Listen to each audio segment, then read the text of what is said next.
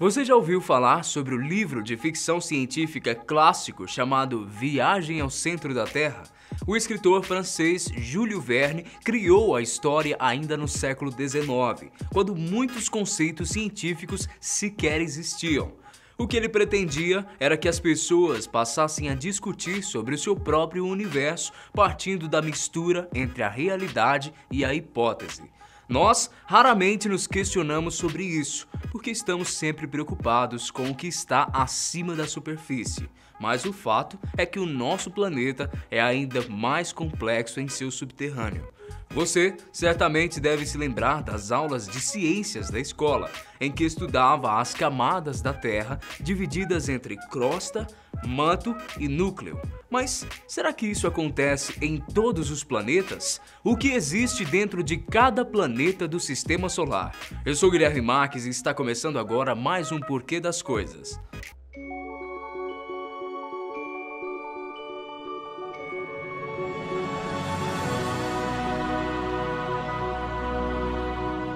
Mercúrio.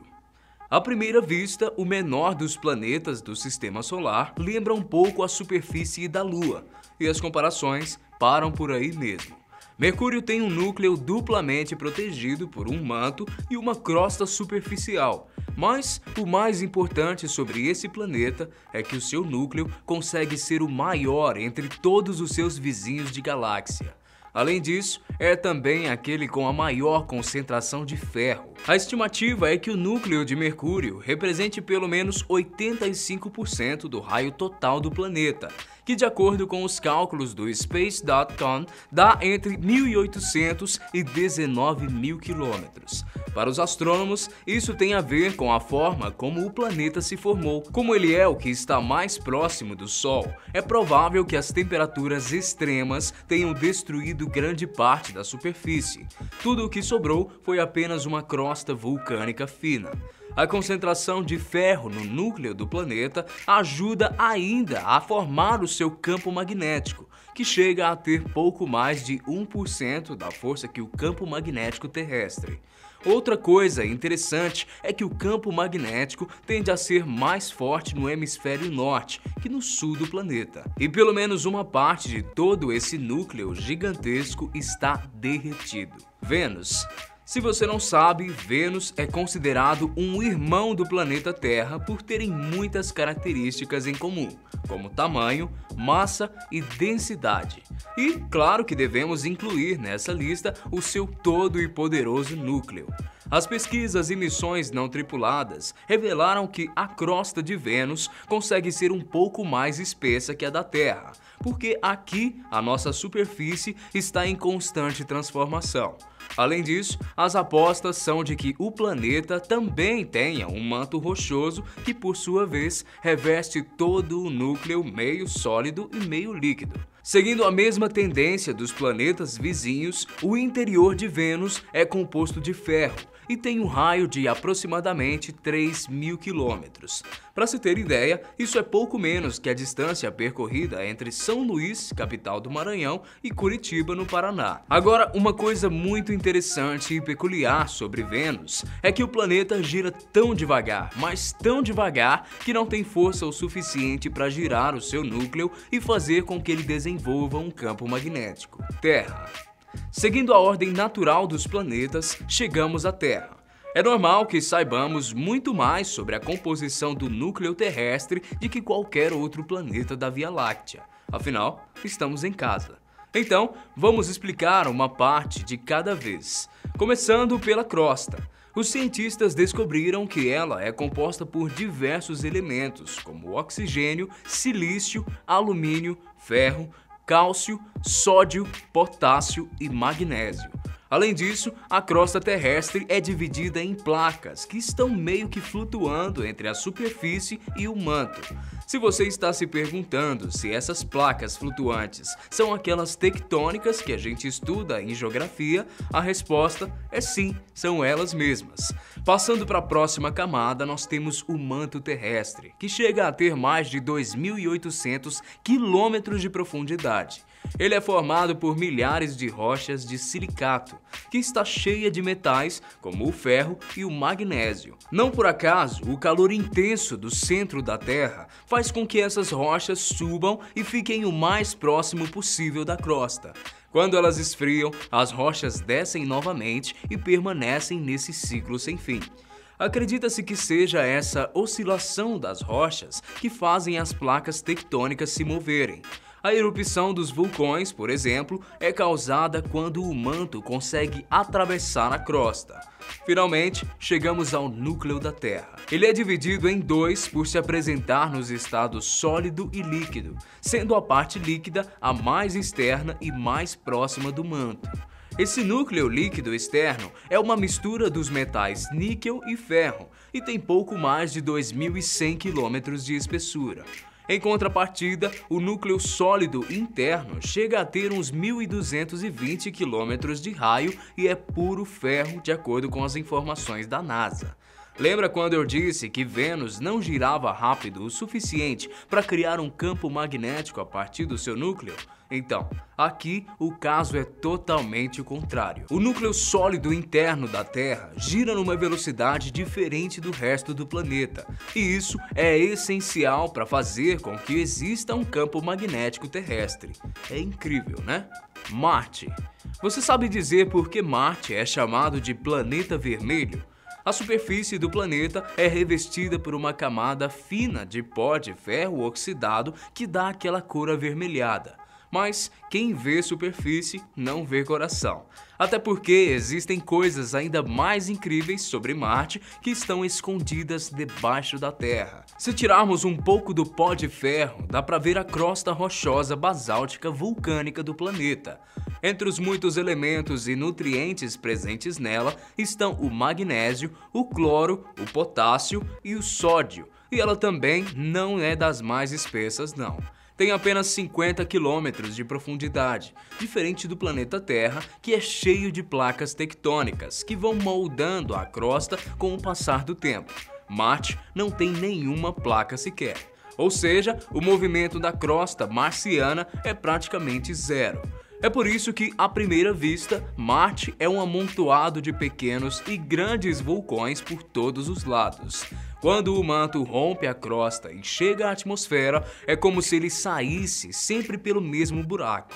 Então, é natural que mais e mais amontoados de rochas se formem ao redor dessas aberturas. E por falar em manto, o de Marte é composto por silício, ferro, magnésio e oxigênio, enquanto sua consistência é algo parecido com um isopor, sólido e macio. Além disso, a estimativa é que esse manto tem algo entre 5.400 e 7.200 quilômetros. Já o núcleo marciano, que está abaixo dessas camadas todas, é composto por níquel, enxofre e ferro. E, assim como o de Vênus, não tem movimentos de rotação rápidos o suficiente para desenvolver um campo magnético. Mas isso não quer dizer que Marte seja totalmente ausente de magnetismo planetário, até porque existem algumas linhas que os cientistas carinhosamente chamam de luzes de Natal. A título de informação, é justamente essa falta de um campo magnético global que faz com que Marte seja tomado pela radiação e, consequentemente, inabitável. Júpiter. O maior planeta do Sistema Solar chega a ser 11 vezes maior do que a Terra, mas Júpiter não é chamado de o gigante gasoso à toa. Até onde se sabe, 90% da atmosfera do planeta é composta por hidrogênio e os outros 10% de hélio. Então, se você espera ir até Júpiter, aterrissar no planeta e dar uma volta para conhecer o lugar, saiba que é impossível pousar no planeta porque não existe superfície sólida. É como tentar ficar em pé na lama. Você vai afundar nas camadas gasosas. Por mais desafiador que seja descobrir detalhes sobre o interior de Júpiter, as missões não tripuladas das agências espaciais foram imprescindíveis para traçar algumas características. Basicamente, se uma sonda viajar Júpiter adentro, ela só vai encontrar nuvens e mais nuvens, até chegar ao núcleo, que apesar de não sólido, é bastante denso. Os astrônomos acreditam que essa densidade do núcleo jupiteriano é resultado da camada dupla de hidrogênio, sendo uma de hidrogênio metálico e a outra molecular. Como ainda se sabe muito pouco sobre o núcleo de Júpiter, existem cientistas em todo o mundo que lançam ideias sobre a composição dele. Uns acham que ele é composto por um líquido metálico muito quente, que chega a uns 35.000 graus Celsius. Já outros acreditam que o núcleo é uma rocha completamente sólida, que chega a ser 18 vezes mais pesada do que o planeta Terra. Existe ainda uma terceira hipótese, de que o núcleo de Júpiter já existiu, mas está sendo derretido pelos gases. E aí, qual delas você acha que é a mais plausível? Saturno. Até onde se sabe, Saturno se originou a partir do seu núcleo rochoso, que chegou a ser 22 vezes mais pesado do que a Terra. Então, a lógica é que quando o planeta atingiu a massa ideal, foi possível empurrar o hidrogênio e o hélio do seu núcleo para a atmosfera, se expandindo. O hidrogênio acima da superfície é gás, mas quando sofre um aumento da pressão e vai para baixo da crosta, esse gás se liquefaz. Se continuar viajando para o interior do planeta, a pressão vai aumentar cada vez mais. Então, o hidrogênio se torna metálico, o mesmo encontrado em Júpiter. Há controvérsias quanto ao estado sólido e rochoso do núcleo de Saturno, porque muitos cientistas por aí acham que ele é líquido. Mas, independente do estado físico, uma coisa sobre o planeta é unânime: o seu interior é muito quente mesmo. A estimativa é que as temperaturas cheguem a mais de 11.000 graus Celsius. Urano. Embora a maioria dos planetas do Sistema Solar tenha um núcleo rochoso e sólido, o de Urano dá muito o que falar. Mas muitos apostam que seja composto por matérias congeladas. O número líquido representa 80% do peso do planeta, ao mesmo tempo que se estende por cerca de 20% do raio planetário. Ou seja, o núcleo de Urano é mais denso que espesso. Na verdade, as características de Urano seguem surpreendendo cientistas até hoje, que achavam que o seu núcleo era muito mais quente do que realmente é. São apenas 4.982 graus Celsius. Parece muito? Bom, depende do referencial, porque isso não é nada comparado à temperatura do núcleo de Saturno, que chega a 11.000 graus, como falamos agora há pouco. Netuno. O último e mais gelado de todos os planetas tem uma atmosfera que é basicamente composta por uma nuvem gasosa de hélio e hidrogênio. Assim como todos os outros gigantes de gás, Netuno tem uma crosta indefinida, onde os gases transitam a todo momento entre a atmosfera e a camada de gelo e água do manto do planeta. Para se ter ideia, o manto de Netuno é, na verdade, um oceano de água e amônia, que é 10 vezes mais pesado do que a Terra e com temperaturas que variam entre 1.700 e 4.700 graus Celsius. Seguindo o modelo da Terra, o planeta tem um núcleo sólido e rochoso, constituído de ferro e uma série de outros metais. Além disso, quanto mais próximo do núcleo, mais quente fica, podendo atingir algo próximo de 5.000 graus Celsius.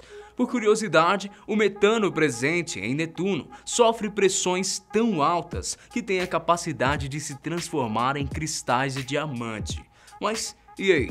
Curtiu saber o que existe dentro de cada planeta do Sistema Solar? Então, conta pra gente aqui nos comentários qual deles mais te surpreendeu. Grande abraço pra você e a gente se vê no próximo O Porquê das Coisas. Tchau!